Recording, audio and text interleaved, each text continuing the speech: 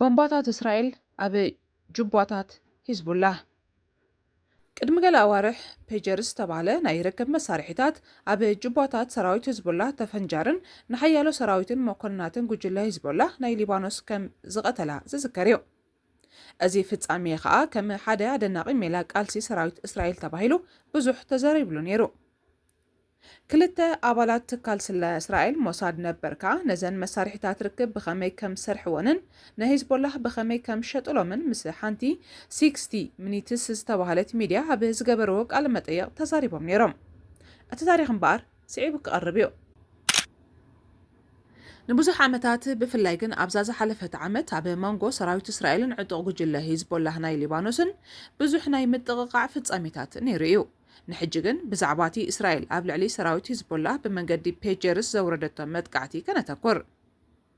ፔጀርስ ናይ ሓበሬታ መተሓላለፊ መሳርሒታት ኮይነን ከም ሞባይል ኣብ ጁባ ዝተሓዛየን መልእኽቲ ድማ ብጽሑፍ ወይ ብድምፂ ይቕበላን ይልእኻን። ወተሃደራት ሂዝቦላ ነዘን ብእስራኤላውያን ኣባላት ስለያ ቦምብ ዝተፃወደለን ናይ ሓበሬታ መሳርሒታት ኣብ ጅቦኦም ተሰኪሞም እዮም ዝኸዱ ነይሮም። መዓልቲ ኣኺሉ እስራኤል ብናይ ርሕቐት መቆፃፀሪ መሳርሒ ምስ ፈንጀረተን ድማ ኣብ ልዕሊ ወተሃደራት ሂዝቦላ ከቢድ ጉድኣት ወሪዱ። ኣብ ታሪክ ስለያ ዓለም ድማ ሓደ ካብቶም ዝረቓቑ ስርሒታት ተባሂሉ ተመዝጊቡሎ።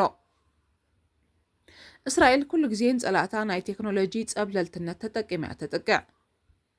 ንኣብነት ኣብ 2020 ንኢራናዊ ላዕለዋይ ናይ ዩክሌር ሊቅ ብርሕቐት ብእትቆፃፀሮ መሳርሒ ጌራ ቀቲላቶ ምንባራ ዝዝከር እዩ። ኣብ ሊባኖስ እውን ከምኡ ንላዕለዎት ኮማንዶ ሓማስ ከካብቲ ዘለዎ መሕቢኢ ቦታ መመንጢላ ኣጥፊኣቶም እያ። ብድሕሪዚ መራሒ ሂዝቦላ ሓሰን ነስረላ እስራኤል ኣዝዩ ዝተራቐቐ ቴክኖሎጂ ክትጥቀም እንተጀሚራ ንሕና ድማ ግዜኡ ዘሕለፈ ቴክኖሎጂ ተጠቂምና ከነታልላ ኣለና ኢሉ። ካልእ ግዜ እውን ኣብ ቴሌቭዥን ቀሪቡ ኣብ እዩ ዘሎ ትሽግር ኢልኩም እንተሓቲትኩምኒ ኣብ ኢድኩም ኣብ ኢድ ኣንስትኹም ኣብ ኢድ ደቁኹም እየ ዝብለኩም በጃኹም ሞባይልኩም ኣብ ብሓፂን ዝተሰርሐ ሳንዱቕ ቀቢርኩም ዕፀውዎ ይብል ነስረላ።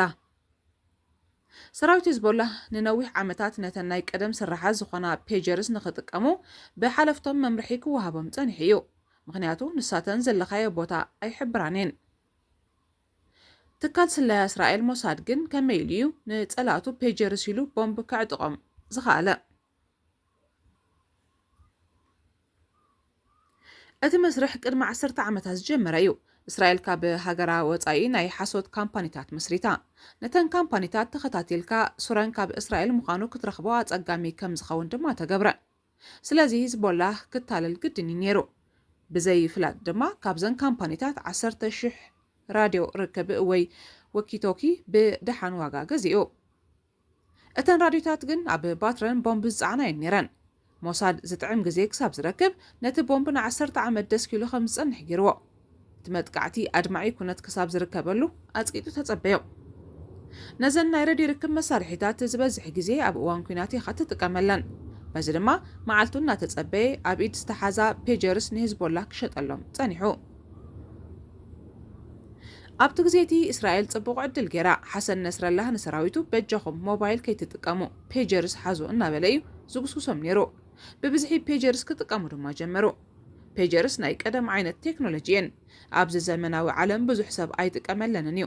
ፀላኢ ንዕአን ተጠቂሙ ክፀናፅለነካ ይኹን ተኸታቲሉ ክረኽበካ ዘይምችኣት ዓይነት መራኸቢ እየን። በዚ ምክንያት ሰራዊት ሂዝቦላ ነዘን መሳርሒ እዚአን እዩ ከም መራኸቢ ሓበሬታ ክጥቀም ፀኒሑ። ኣብ 2022 ሞሳድ እተን ሂዝቦላ ዝገዝአን ዝነበረ ፔጀርስ ካብ ጎልድ ኣፖሎ ዝበሃል ናይ ታይዋን ካምፓኒ ምዃኑን ኣረጋጊጹ። ምዝ ትካል ዝተሻሪኹ ክሰርሕ ድማ ውጥን ሓንፀፀ። ነዚ ንምግባር ሞሳድ መጀመርያ ሓንቲ ናይ ሓሶት ትካል ኣብ ሃንጋሪ ከም ትምስረት ገይሩ። እዛ ትካል እዚኣ ከዓ ምስታድሮ ፔጀርስ ኣፍርያት ትሸይጥ ዝነበረት ጎልድ ኣፖሎ ትበሃል ትካል ብምስምማዕ ናታል ቸንሳ ተጠቂማ ፔጀርስ ከተፍሪ ጀሚራ። ይኹን እምበር እተን ብታይዋናዊ ትካል ጎልድ ኣፖሎ ዝፈርያ ዝነበራ ፔጀርስ ንእስ ዝበላን ኣብ ጅቦኻ ከተቐምጠን ዘየፀግማን ነይረን። ሞሳድ ከዓ ንእሽቶ ብድሆ ገጠሞ። ነዘን ፔጀርስ ቦምብ ክገብረለን እንተኮይኑ ዓቐንን ቁርብ ግዝፍ ክብል ነይርዎ። በቲ ካልእ ወገን ከዓ ዓቐን እንተገዚፉ ገዛኢ ኣይረኽባንን። ስለዚ ሞሳድ ሓደ መፍትሒ ከምፅ ነይርዎ። ንሱ ድማ መዋዓውዒ ምብዛሕ እዩ። በዚ ድማ ሰፊሕ ናይ መዋዓውዒ መደብ ኣቐዲምካ ተገይሩ። ኣብ ኢንተርኔት ይኹን ኣብ ፊልምታት ብዙሕ ተባሂሉለን።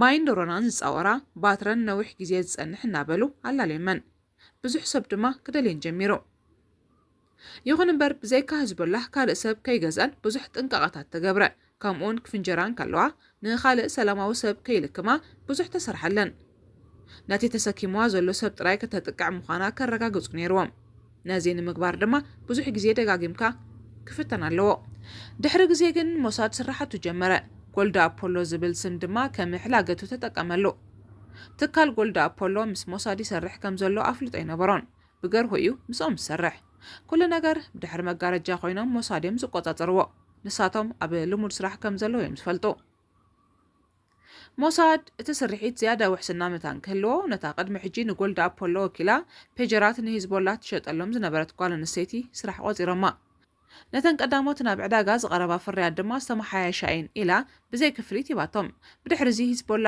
5,000 ፔጀራት ገዚኡ እስራኤል ነተን ንብረት መዓስ ክትኩሰን ከም ዘለዋ ኣይወሰነትን ነይራ ድሓር ግን ሂዝቦላ ኣብተን ንብረት ጥርጣረታት ክገብር ጀሚሩሎ ዝብል ኣመታት ረኺባ ስለዚ ላዕለዋይ በዓል ስልጣን ሞሳድ ዳዲ ባርኔ ብዘይ ወዓል ሕደር ክፍንጀራ ኣዚዞ ኣብ 17 መስከረም 2024 ሰዓት 3 ፈረቓን ኩሎም ፔጀርስ ዝሓዙ ኣባላት ሂዝቦላ መልእኽቲ መፂዎም ንሳቶም ካብ ሓለፍቶም ዝተለኣኸ መልእኽቲ ይመሲልዎም ነይሩ ይኹን እምበር እታ ጸላይቶም ዝኾነት እስራኤል ዝለኣኸቶ እዩ ነይሩ ንሳቶም ግን መልሲ ክቕበሉ ብምባል መሳርሒኦም ጠወቑ ኣብ ሙሉእ ሊባኖስ ዘለዋ ፔጀርስ ድማ ብሓደ እዋን ተፈንጀራ ዓለም ሰንቢዱ እቲ ትርኢት ድማ ድራማ መሰለ ነዚ መሳርያ ዝሓዙ ሰባት ኣብ ጽርግያታት ዕዳጋታት ገዛውቶም ኣብ ሞተር ሳይክላት ተዛሕዚሖም ሆስፒታላት ኣጻብዕቶም ዝተቆርጹ ኣዒንቶም ዝጠፍኡ ከብዶም ዝተበስዐ ግዳያት መሊአን ዝበዝሐ ክፋል እቲ ስርሒት ድማ ከምቲ ዝተወጠኖ ኸይዱ ብዙሕ ሰላማዊ ህዝቢ ኣይለከመን መሐመድ ኣዋድ ዝተባሃለ ወዲ 52 ዓመት ሰብኣይ ምስ ወደይ ከለና ናይቲ ኣብ ቅድሜና ዝነበረ ሰብኣይ ኣእዳው ተመልዒሰን ክኸዳር ኢናየን ወደይ ሰንቢዱ ከእዊ ጀሚሩ ይብል ካልእ ፋጡማ ዝተባሃለት ጓል 9 ዓመት ግዳይ ድማ ድምፂ ሰሚዓ ነታ ፔጀር ኣልዒላ ነቦኣ ክትህቦ ክትከይድ ከላ ኣብ ኢዳ ተፈንጅራ ቀቲላታ ብድሕሪ እዚ ህዝቢ ቴሌፎን ምጥቃም ኣዝዩ ክፈርሑ ጀሚሩ ሓንቲ ሰበይቲ ኣብ ማእከል እቲ ዕግርግር ንሓደ ጋዜጠኛ ደው ኣቢላ ቴሌፎኑ ክትጥቀም ሓቲታቶ ናብ ደቃ ደው ኢላ ድማ ቴሌፎናትኩም ኣጥፍዎን ኢላቶም ኣብ ጽባሕ ናይዚ መጥቃዕቲ ድማ ሞሳድ ነተን ንዓሰርተታት ዓመታት ደስኪለን ዝነበራ ወኪቶኪ ወይ ራድዮ ርክብ ከም ዝፍንጀራ ገይርዎን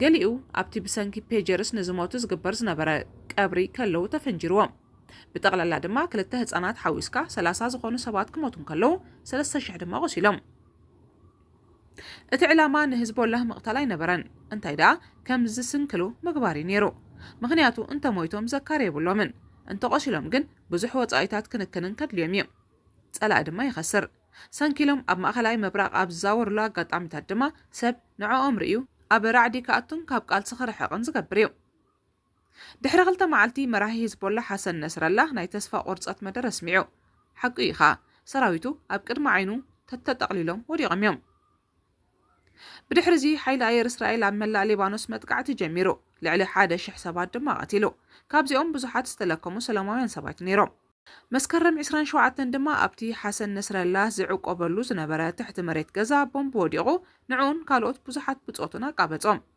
ብምቕጻል እስራኤል ን2 ወርሒ ዝኣክል ግዜ ንሊባኖስ ድኹዕ ገበረታ ሰራዊት ሂዝቦላህ ከዓ ናይ ትእዛዝ መሳርዑ ተበታቲኹ ናይ ምውጋእ መንፈስ ርሒቑ ተኽሲ ደው ይበል ናብ ዝብል ልመና ኣትዩ ብድሕሪ እዚ ተኽሲ ናይ ምቁራጽ ስምምዕ ተፈሪሙ ኤቡ